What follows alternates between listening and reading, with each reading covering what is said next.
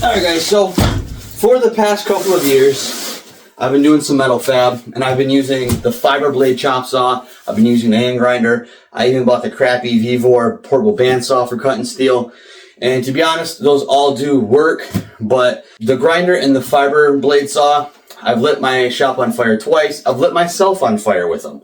So I wanted something that would avoid sparks, that's why I bought that bandsaw. That thing just doesn't want to cut straight, and it's kind of crap, so I bought this.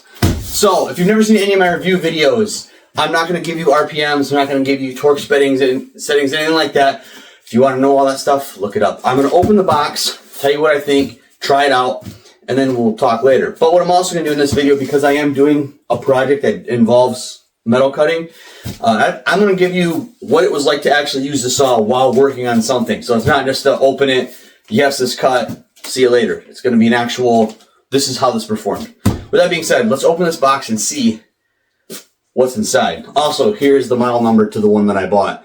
I would recommend buying it on Amazon because I bought it from the Evolution website. The tracking went from ready to be shipped to it showed up at my door. So, but it took 9 days to get to me. But anyways, I'd buy it on Amazon. Wait for a sale because you don't want to spend the $430 on it.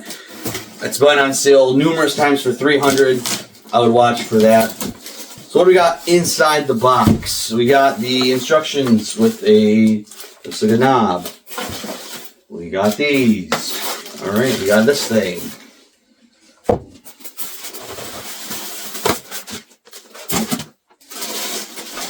Holy crap! There we go. Alright. Why don't you guys come in a little closer? And it's got the blade. Okay, let's get this twist tie off.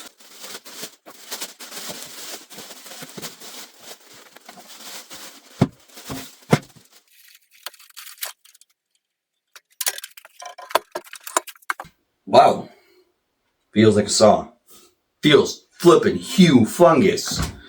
I got a 12-inch chop saw for wood, and this feels way more aggressive. Holy moly. But out the gate though, this thing, it feels heavy duty. It feels solid. The only plastic that seems to be on it is this handle piece right up here. It seems to be the only plastic. Everything else seems to be cast, some kind of steel. Okay, so this is your attachment that slides over for tubing. Again, I didn't do research. I probably should have started on this game with this. I didn't know that. That's pretty sweet. I'm pretty excited about that.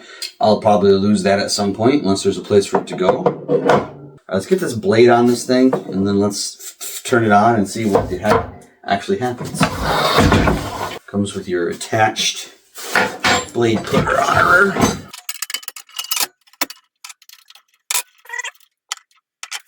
And this is what costs most of the stupid thing, is the blade.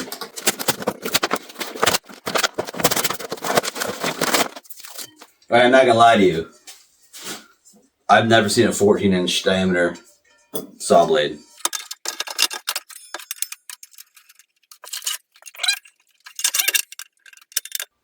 Okay, it's got a little holder back here for your Allen wrench.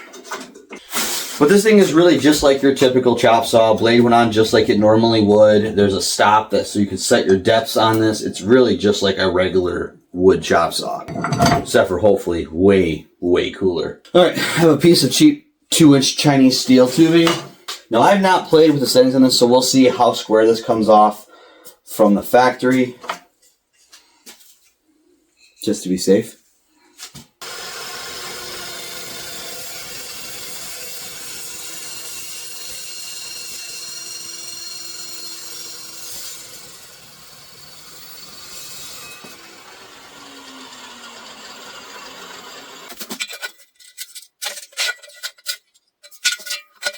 From the factory, that's pretty square. I'd say that's pretty good. It's got a bunch of, it didn't cut like laser straight. That might have been me. Well, let's make another cut and see what happens, I guess.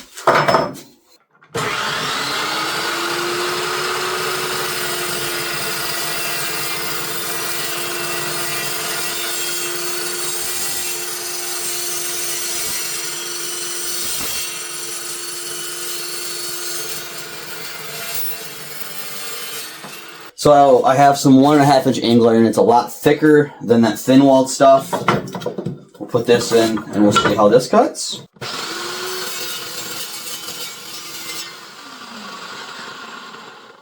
Yeah, that takes a long time to stop spinning without that brake on it. But that cut pretty easily. It cut pretty easily, and that looks a lot better. I probably just had the stuff too thin. We are pretty square there. Sweet. Okay, so first impressions, I made 3 cuts with this. What do I think? First impression, out of the box, stupid easy to set up. Very heavy, seems very robust. Everything seems like it is high quality. It cuts square right out of the box, and it does cut. And any sparks that it does give off, they are all encased in here, so it's not like I'm going to burn anything down, which was a problem before. I'm not breathing in a ton of fiber dust, which is a super positive. So out of the box, I'm really happy with it so far. But I'm going to start filming a different video, and I will include you guys in that. And we'll actually use this thing in a shop setting and see how I like it. So let's start cutting some other steel for something else. But so far, 2 thumbs up.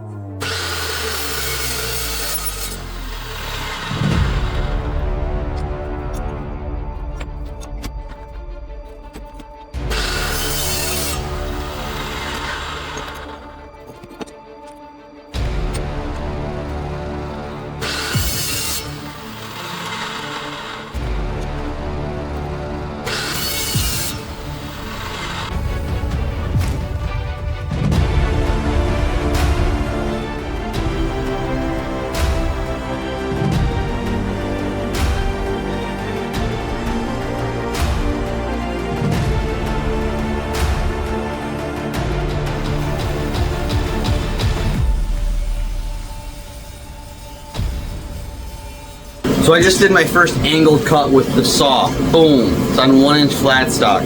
Now all I did to set this 45-degree angle was there's a miter gauge on there, and I just lined up with what the factory said would be 45. Look at that. Look at that. Would you just look at it? It's very slightly off, but it's pretty darn close. I recut it. So I set the miter gauge myself, miter fence myself with the square. It's still, I mean, the line is so thin, I wish it had the hard stops, but I'm too cheap for the one with the hard stops. Pretty close there. Okay, it's like real close.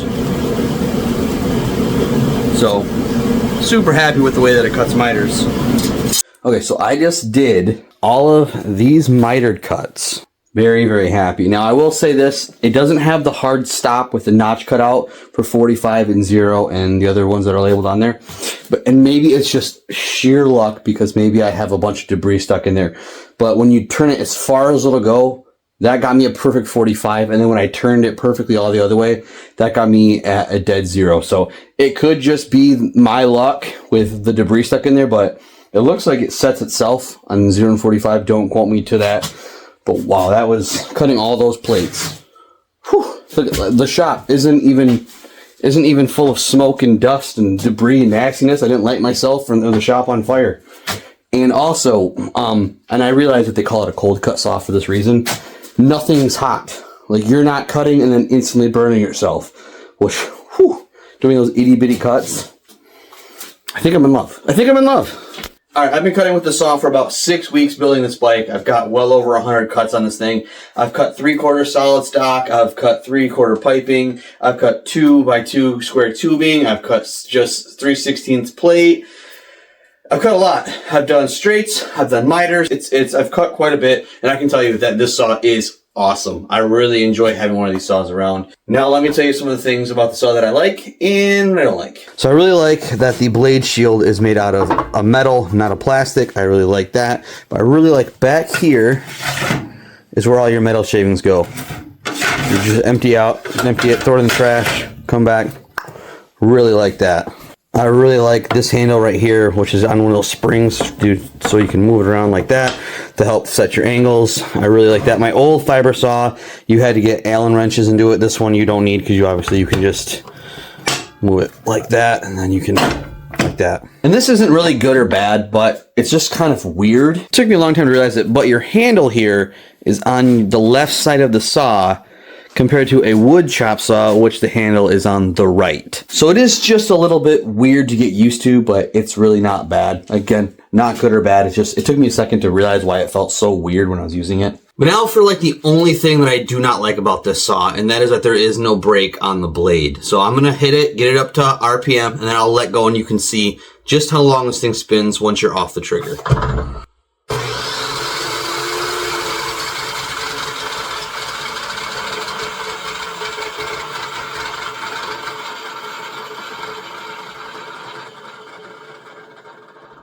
It takes a while, which normally isn't that awful until you want to make repeat cuts. And that's why I like having this metal shield on here, because I'm not waiting that whole time for it to stop, and I am getting my hands in the danger zone. So I do like the fact that this is metal. I just wish there was a brake on it. So let's talk blades for a second. Now the blade came with this diagram. It tells you exactly what blade you need for what you're cutting. I think this is sweet. I'm actually going to hang this up in the shop so I have this for a reference. But blade prices seem to vary between where you get them from, which is everywhere. But these Evolution blades are expensive. They're like almost $100 a piece. I think the stainless steel one is like 150, something around there.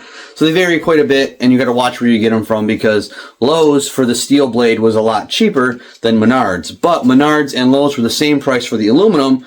But if you use the 11% rebate at Menards, then it's obviously cheaper. So just some advice on blades to try to keep that gear cost down a little bit, because the saw is expensive, but it is freaking awesome. So in synopsis, this thing is awesome. It is pretty expensive though compared to a fiber saw or just an angle grinder. But again, you don't have to worry about burning your shop down because it throws very limited sparks. Does throw a lot of chips though, so wear eye protection, that kind of stuff. You don't have to worry about your shop smelling like burning butthole from all the fiber, everything, dust everywhere. And then when you're done cutting, your stuff isn't scalding hot so you don't burn yourself. It's overall a much safer machine to have in your shop. Again, it is a little more expensive, but if you can afford it, definitely go with it. Again, watch online because this model seems to go on sale quite a bit, like $100 off. So thank you guys so much for watching. Hope you enjoyed it.